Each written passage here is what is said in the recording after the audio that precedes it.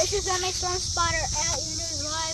We're putting in some plants here. Just gonna push this one in here. This is it's called a butterfly bush / flower.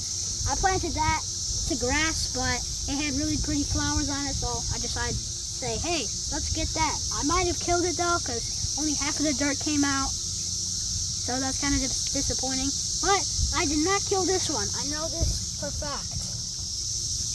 And yes, I do know a lot about these things. I might even show my butterflies. I have 10 of them right now we're raising. 4 of them came out, maybe 5. One probably came out just now. So yeah,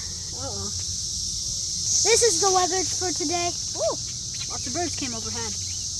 It's gonna be like high of 80. I don't know the current today.